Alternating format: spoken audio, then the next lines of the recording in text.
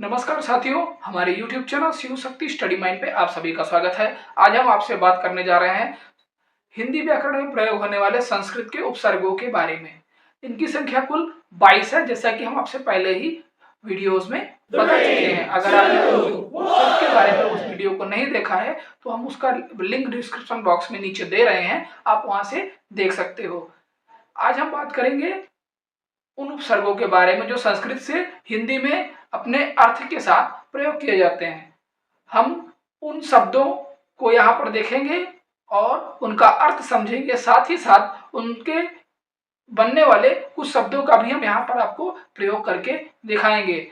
ये आपके हर प्रकार के एग्जाम्स के लिए बहुत ही इम्पोर्टेंट है, चाहे आप किसी भी क्लास में हो, जहाँ भी हिंदी आपका एक सब्जेक्ट है और उपसर्ग वहाँ पर दिया हुआ है, तो हिंदी व्याकरण है तो वहाँ उपसर्ग अवश्य है, और उपसर्ग है तो ये वहाँ पर मौजूद हैं, और ये आपके लिए बहुत ही फायदेमंद होगा वीडियो। आप लास्ट तक हमारे साथ बने रहिए। आप बहुत ही अच्छे और सरल सहज तरीके से हम आपको उपसर्ग के हर प्रकार के उदाहरण समझाएंगे। यह हमारा उपसर्ग के उदाहरणों का पहला वीडियो है।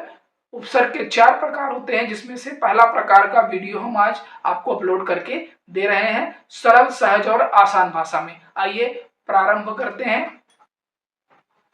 सबसे पहले उपसर्ग जो प्रयोग होता है संस्कृत का हिंदी व्याकरण में, वह है अति, जिसका अर्थ है अधिक।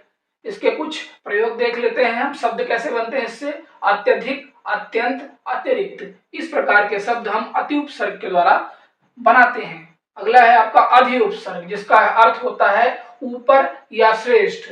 इससे बनने वाले कुछ शब्द हैं आधिकारिक, अधिपति, अधिनायक। ऐसे ही और शब्द भी बनाए जा सकते हैं। अगला है आपका अनु। अनु माने होता है पीछे या समान, जिसका अर्थ है अनुचर, अनुकरण और अनुसार। इस प्रकार के शब्द इससे बनाए जाते हैं। अप का अर्थ है बुरा या हीन, जिससे आपके अपयश, अपमान और अपकार जैसे शब्द बनते हैं।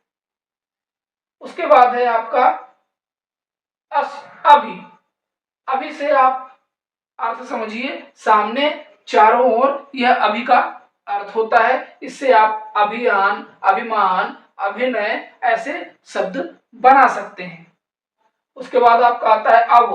अव माने होता है हीन या नीच, जिसका होता है कुछ शब्द जो बनते हैं इससे वो इस प्रकार से होते हैं: अवगुण, अवनति, अवतार। ऐसे ही और भी शब्द हम बना सकते हैं अव उपसर्ग की सहायता से, और आने पर बता सकते हैं कि कौन सा उपसर्ग है यहाँ इस शब्द में अव उपसर्ग है।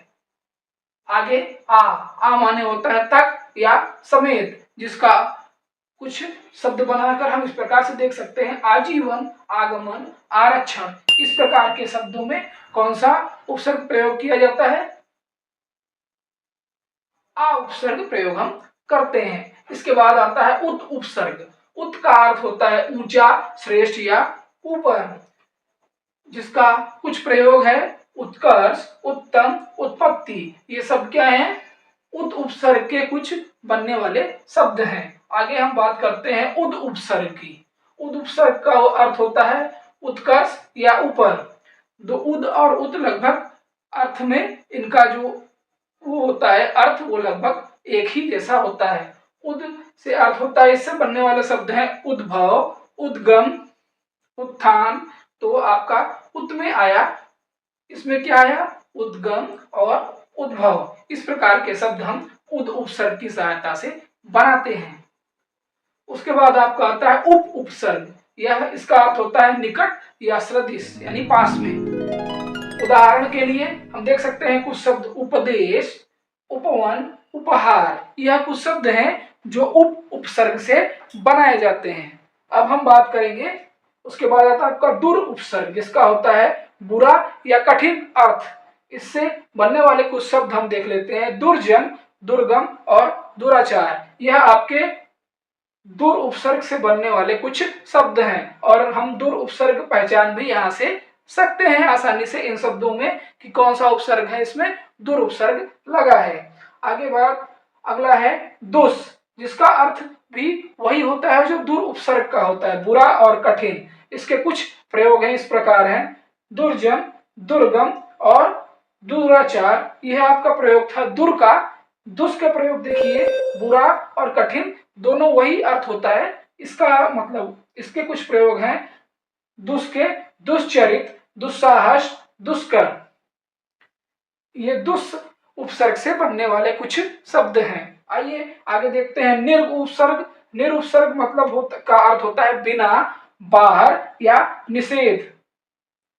जिसके कुछ अनुप्रयोग इस प्रकार हैं, निरपराध, निर्जन और निराकार। ऐसे ही और भी शब्द हम निरुपसर्ग की सहायता से बना सकते हैं और वहां आसानी से हम पहचान भी सकते हैं अब इसके बाद कि निरुपसर्ग में नी और र आपका आधा र उपप्रयोग में आता है। उसके बाद आपका आता है निस उपसर्ग। निस माने होता है रहित, पूरा या विपरीत। पूरा यानी पहले का, पुराना। तो इससे बनने वाले कुछ शब्द हैं निवारण, निपात, नियोग। निवारण, निपात, नियोग यह शब्द हैं जो कि हिंदी व्याकरण में प्रयोग होने वाले संस्कृत के उपसर्गों में से कुछ हो गए हैं। अब हम आगे चलते हैं, और भी कुछ उपसर्ग हैं संस्कृत के जो हम ज्यों का त्यों हिंदी व्याकरण में प्रयोग करते हैं।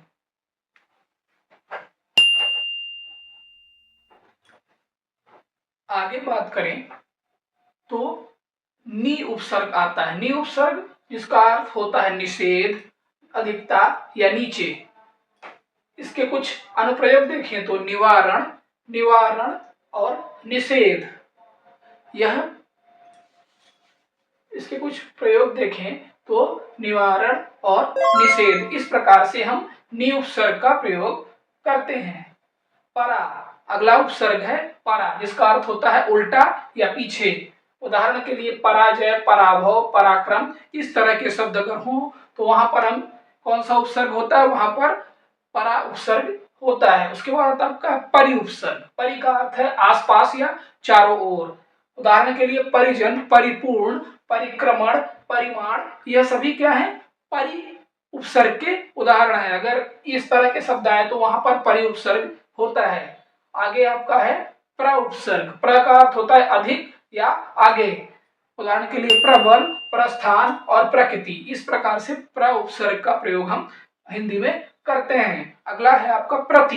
प्रति उपसर्ग जिसका अर्थ होता है उल्टा, सामने अथवा हर एक। उदाहरण के लिए प्रतिकूल, प्रत्यक्ष और प्रत्येक जैसे शब्द में प्रति उपसर्ग का प्रयोग किया जाता है।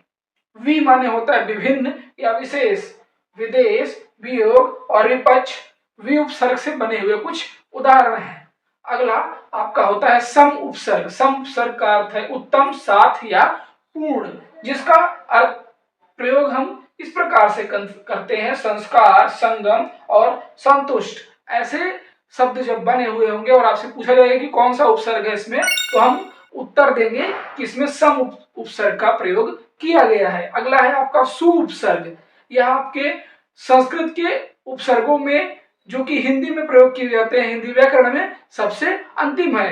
कुल 22 उपसर्ग हैं जो आपके संस्कृत के ज्यों का त्यों हिंदी में प्रयोग किए जाते हैं अपने अर्थ के साथ। अंतिम है सु उपसर्ग, जिसका अर्थ होता है अच्छा या अधिक। कुछ उदाहरण इसके सुजन, सुगम और सुपात्र। यह सभी 22 उपसर्ग जो आपके संस्कृत के हैं, संस्कृत भाषा के हैं, संस्कृत व्याकरण के हैं, जिनका हम हूबहू जैसा वहां पर प्रयोग करते हैं वैसा ही उसके अर्थ के साथ हिंदी भाषा में भी प्रयोग करते हैं। आशा है आपको अच्छे से अब समझ में आ गया होगा।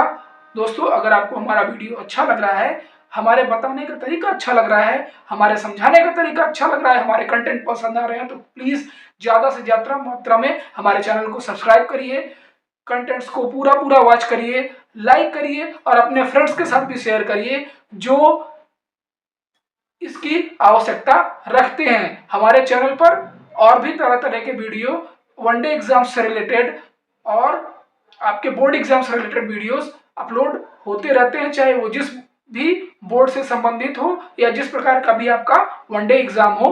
आप सभी के लिए वीडियोस हमारे चैनल पर प्लेलिस्ट में और वीडियो सेक्शन में उपलब्ध है, तो कृपया अपने सभी साथियों के साथ हमारे चैनल को सब शेयर कीजिए, हमारे चैनल का लिंक सब्सक्राइब कीजिए अगर आपने अभी तक नहीं किया है, और अपने ज़्यादा से ज़्यादा साथियों को इसके बारे में बताइए। इसी के साथ हमारा प्रयास आपकी सफलता। धन्यवाद।